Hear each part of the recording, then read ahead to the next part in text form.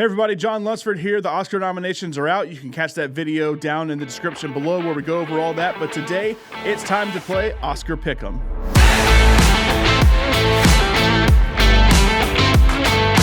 All right, so let's jump right in to Oscar Pick'em here. As you can see, we have the ABC, ESPN Pick'em. If you've ever done any fantasy sports or March Madness or anything like that, you have used ESPN's fantasy stuff before, and like they do their bowl Pick'em or playoff Pick'em or whatever, you also can do Oscar Pick'em. So let's jump right in. I'm just going to go how they have the categories listed and maybe a little out of order compared to what you're used to, but let's go ahead and jump right in.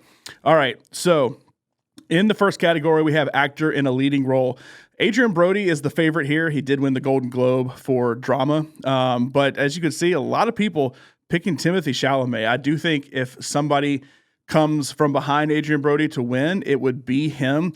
I kind of wondered if Sebastian Stan may have a chance, but based on Vegas odds and everything, it seems like he is way behind everybody else.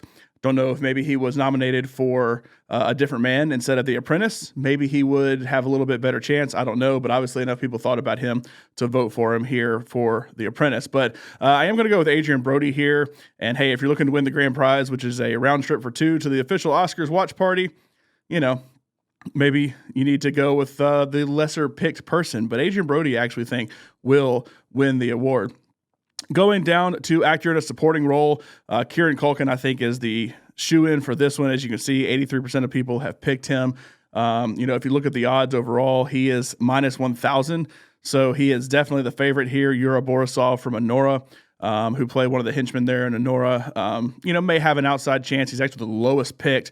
It's probably because a lot of people see this name and don't recognize it. People recognize Ed Norton. People recognize Guy Pearce, even Jeremy Strong, because of his time on Succession. But Kieran Culkin definitely going to win this one. And I think this is the one that you can definitely say is a lock. For Best Actress in a Leading Role, this is one where a lot of people are going to be on Cynthia Erivo because Wicked was so good this year, strictly from a popular standpoint, not to use a pun from the song there. Mikey Madison, I'm surprised she's this low. I do think she's probably second right now, and I think Demi Moore is probably the favorite. I'm going to go with Demi Moore. A lot of momentum behind the substance right now. I'm going to go with her to win, but I do think Mikey Madison or Fernanda Torres will be the next two, even though Cynthia Erivo has the most people picking her, and then Carlos Sofia Gascon maybe, but I'm leaning Demi Moore. Then these two will be fighting for second. For Best Actress in a Supporting Role, I don't know that Monica Barbaro from A Complete Unknown is going to have a chance. Ariana Grande, once again, is the name. People know Zoe Saldana as well, but Ariana Grande is a name people know. I'm going to go with Zoe for right now. Strictly based on the Vegas odds, she is definitely the favorite. Ariana Grande is second. But I think, once again, people are just voting for Wicked because it's the popular choice. No pun intended. For Best Animated Feature Film, this is going to be an interesting one because I think it's between Flow and The Wild Robot. Now, Inside Out 2, don't get me wrong, very good this year. I still haven't seen Memoir of a Snail. It's on my list to watch this weekend, actually. I haven't seen Wallace and Gromit, or at least this version of Wallace and Gromit. But I think it's between Flow and The Wild Robot, and honestly, I'm not sure which way this one's going to go. I would have said The Wild Robot 100% until Flo won the Golden Globe, and I think it's getting some momentum behind it. But I'm going to go with The Wild Robot here to win this award. So for Best Animated Short Film, this is one that, I'm kind of in the dark on. I haven't seen a lot of these. So this is one I'm going to kind of rely on the experts a little more. Wonder to Wonder is currently at 82% picked. If you look at the odds from everything I've seen, it's second behind Beautiful Men. It definitely seems like Magic Candles may miss out, and In the Shadow of the Cypress may miss out. Yuck right now is about a 4-1. Wonder to Wonder is about a 3-1, and Beautiful Men is about a 2.5-1. A lot of people are picking this one. I'm going to go Beautiful Men. If you're going to win something like this, you kind of have to go against the grain. It's kind of in March Madness. You want to pick a 12 over a 5, but you got to pick the right 12 over a 5, maybe a 13 or a 14 even to win, or the way things are going nowadays, even a 16. But let's jump into cinematography here. For cinematography, just going off my opinion, I thought Dune and Nosferatu were incredible. I haven't seen The Brutalist yet. Going to see it this weekend. It's just released here in theaters, and I kind of have to get my mind right for it because it's going to be a long outing at almost 4 hours with an intermission, but going to see it tomorrow afternoon there. But cinematography, I thought, when it came to Dune Part 2, it was really, really good, and I thought Nosferatu, anything that Denis Villeneuve does, always has incredible cinematography here. So let's go and look at the odds here and see where they are. We'll scroll up. So The Brutalist is the favorite at 3-2. Dune Part 2 is next in line at 9-2. You have Nosferatu 5-1, Emilia Perez 6-1, and Maria at 8-1. And surprised Maria got a nomination. A lot of people thought Angelina Jolie would get nominated, but she did not.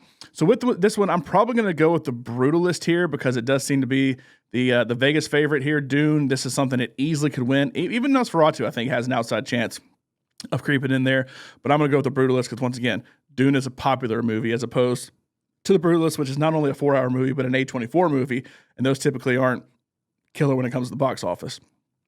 All right, costume design, A Complete Unknown, Conclave, Nosferatu, Wicked, and Gladiator. So this is one that I think Nosferatu wouldn't also have a chance here because of the kind of old-timey clothes they had in that one. Conclave, I thought did really good. Obviously, got to have the proper robes and everything. Gladiator, for the time period it's in. A Complete Unknown, kind of surprised, honestly, it's nominated here. But Wicked, I think this is one that Wicked can win because of all the elaborate costumes that you have there.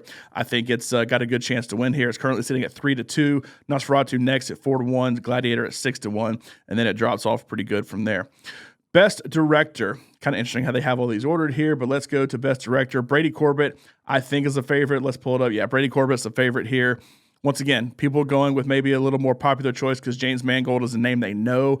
Whether you've seen Ford versus Ferrari, Logan, whatever it may be, this is a name people know. Sean Baker really has only done the Florida Project before this that people really would recognize. People wouldn't recognize something like Tangerine that he did before that. That was all shot on an iPhone, by the way. Brady Corbett, Vox Lux is the only thing I've seen of his before The Brutalist. Emilia Perez, I feel like the popular vote is just not going to be there. Go check my Oscar nomination video out. I pull up the reviews and kind of talk about the public perception of Emilia Perez versus the critic perception and the award perception of that movie. But I'm going to go with Brady Corbett here. Like I said, James Mangold is a popular choice. He'll be picked more often than not. But I think he actually was probably 5th of 5 here on this list. He's one I thought would be left out. I know The Substance has picked up a lot as well, but I kind of thought Edward Berger from Conclave would get in there, but I'm going to go with Brady Corbett here. For documentary feature film, I've seen a handful of documentaries this year. I have not seen these. These are ones that are on the list to try to watch before the Oscars if I can. Right now, No Other Land is the favorite at 8-5. Sugarcane is next at 4-1. The popular choice, Porcelain War, is actually the least favored one here. So once again, kind of have to go against the grain here. I'll go with the one that is the favorite right now, No Other Land, to win Best Documentary Feature Film. For documentary short film, so these are much shorter in length. These are usually around 15 to 30 minutes instead of a feature-length film. The favorite right now is I Am Ready, Warden, which is the Vegas favorite as well. This is one I'll probably stick with the grain here and pick the public choice because you don't need to go against them the entire time. There's a lot of times a reason that people are going with certain things in the public. For film editing, you have Anora, The Brutalist, Emilia Perez, Wicked, and Conclave. I thought Anora was edited pretty well. It wasn't my favorite movie of the year. I wasn't as high on it as other people were, but I thought it still was pretty good. Conclave is the favorite right now at just about 3-1. Brutalist is just behind it, a little behind 3-1. Emilia Perez about 4-1. Anora about 6-1, and Wicked is way back. So I'm going to go with the between Conclave and The Brutalist. I'm going to go with The Brutalist here. I'm going to pick them because it is way behind, and this is such a long movie that you have to imagine it's got a lot of editing in it to make an almost 4-hour long movie. For international feature film, this is a battle right here between I'm Still Here and Emilia Perez. Emilia Perez has won a bunch of stuff. It's the most nominated movie this year, but I'm Still Here also nominated for Best Picture. The Seed of the Sacred Fig is one of those I thought might get a nomination for Best Picture, so I think it still has a chance to come in here and do something. Let's pull up the odds real quick for Best International Film. Here we go. Emilia Perez, the favorite at 7-4. I'm Still Here about 3-1. And then it drops off pretty good there for The Seed of the Sacred Fig. Flow, nominated for Best Animated Film, like I mentioned, could potentially win that. I'm going to go with Emilia Perez here, but I think there's a strong chance for I'm Still Here to win. The Seed of the Sacred Fig would probably be 3rd, Flow 4th, and then The Girl with the Needles kind of filling things in for that 5th spot. But I really think it's between these two, but don't be shocked if one of these pulls off the upset. For makeup and hairstyling, I got to give a lot of credit to A Different Man for what they did with that one. Let's see how Vegas is viewing that one, because, if you've seen the movie, kind of what I'm talking about there, how they had to do the face for Sebastian Stan, and then when he goes through the process of changing his face, there's a lot of makeup and all that goes into that. But The Substance is one also that, if you've seen the end of The Substance, you know why this has worked its way in there. Wicked's going to be the popular pick in most categories where it's nominated, but I'm going to go with The Substance here, especially for that final act with everything they had to do there. And, of course, as they made Demi Moore look older, there's a lot of makeup involved in that one. So I'm going to go with The Substance because of how stylized that movie actually is. Wicked is too. Nosferatu is as well. Emilia Perez even is as well, and A Different Man. But I'm going to go with The Substance here to win this one. It is the Vegas favorite right now, at least looking where I'm looking at it right now. All right, so let's jump into Best Original Score here. You have The Brutalist, Conclave, Emilia Perez, Wicked, and The Wild Robot. Biggest reason I'm not going with Wicked here, once again, is the popular pick. Wicked really doesn't have much of an original score. It's the kind of thing that it may be the best musical of the year. Emilia Perez also is a musical as well, but it's something that is not really original. And while there may be some original stuff in there, I'm honestly surprised it even got nominated. I'm going to go with The Brutalist here to win this one. It does have a really good soundtrack. There's a really catchy tune in the trailer. If you haven't seen the movie, just go watch the trailer and you can kind of get a feel for what that music is. I'm going to go with The Brutalist here, even to win over Emilia Perez and Wicked, which were musicals, because that's more about the score. Now let's go to the song. For Best Original Song, El Mal is the big one that people have been all over. The Journey actually the favorite here from the 688. I have not seen that movie yet. It's on the list to watch. And then Elton John, popular choice, obviously. But surprised the two Emilia Perez songs are as low as they are. But El Mal won the Golden Globe. It seems to be the favorite. It is definitely the favorite. It's almost a 1-to-1 favorite right now. So I'm going to choose that one to win Best Original Song.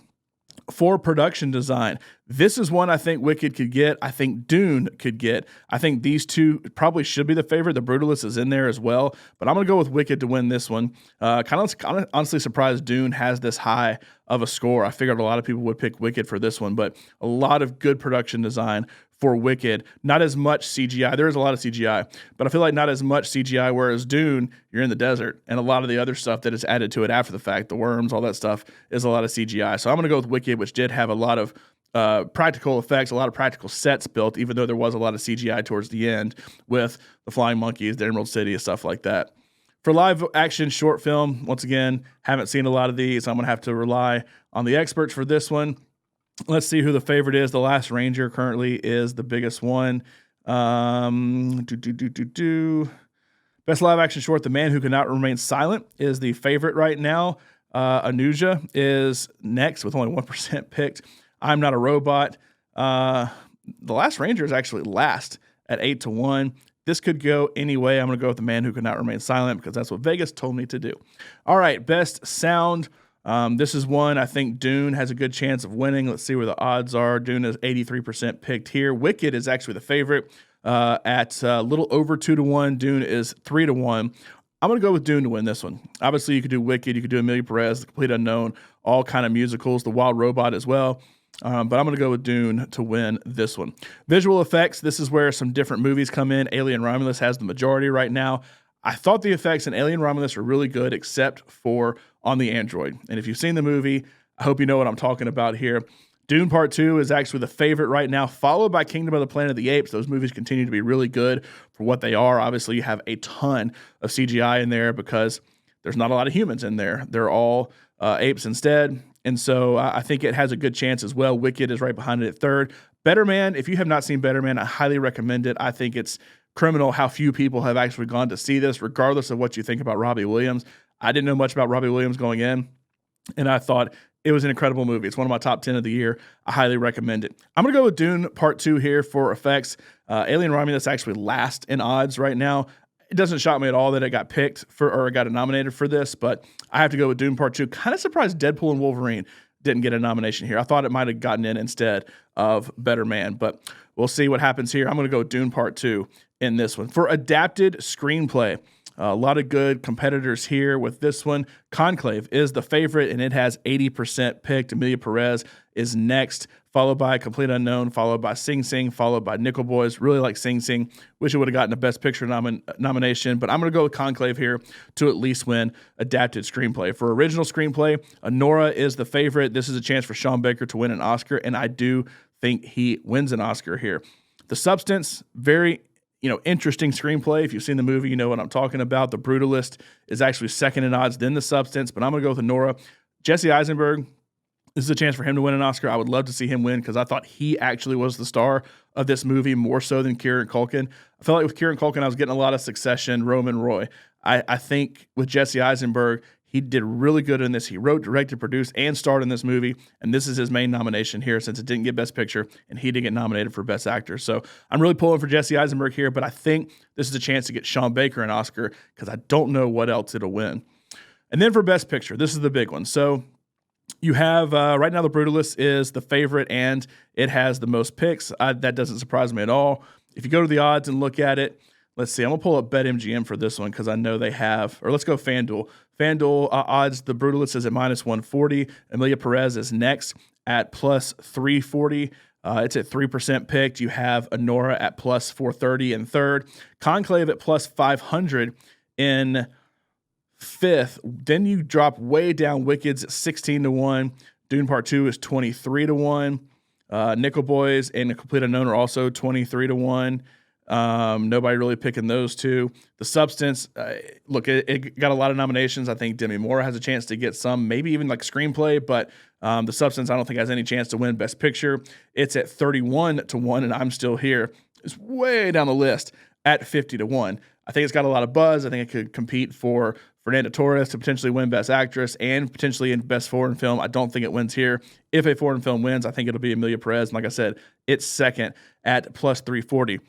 But I'm going to go with The Brutalist. For right now, I think it's the one to beat. It has won a bunch of awards, and I have no reason to think it won't win this one. So I'm going to go with The Brutalist here, and that is what the majority are picking. Outside of that, a lot of people on Wicked, a lot of people on Dune, but The Brutalist is the main choice. So those are my picks. Oh, here. How many seconds will the first acceptance speech be? So the first one is typically Best Supporting Actor. So that means Kieran Culkin will be up there. How long will Kieran Culkin talk? This is an Oscar for him. He's won Emmys. He won the Golden Globe. Obviously had a lot of success with Succession, but this is his first big movie success. So I think he'll get up there and he'll be weird. And I don't really mean that in a bad way. We just know how he is. How he acts on Succession, how he acts on this. Kind of similar to how he acts in real life as well. So I think he's going to get up there. I think he's going to do a lot of, that kind of stuff that's going to kind of drag it out a little bit. I think he's going to get played off. So, I'm not sure exactly what that time limit is. I feel like it kind of fluctuates depending on award shows and even fluctuates on the Oscars depending on how you're going to format the show. I don't think they're doing music this year, like live performances of all the songs. So that may allow them to talk a little bit longer. I'm going to go that he talks for 2 minutes and 10 seconds. So I'm going to put 131, 211, just to go odd here. Because I imagine it'll probably be supporting actor. A lot of times it is, and he's going to win. And I think he's going to talk for that. So those are my Oscar picks. Who do you think is going to win? What do you think is going to happen? Make sure to subscribe to this channel at Pop Culture Life. Also like this video. Go check out my other video where I kind of break down all the Oscar nominees, especially the Best Picture nominees and what each movie's about, which ones you should check out. I'll have my top 10 list once I've seen The Brutalist this weekend. I still need to see I'm Still Here. It's not really coming out here till Valentine's Day, but I've seen a lot of movies. I actually added one last night to my top 10 list. You can go to my Letterboxd and check that out. Subscribe, like this video, and follow along for more great content.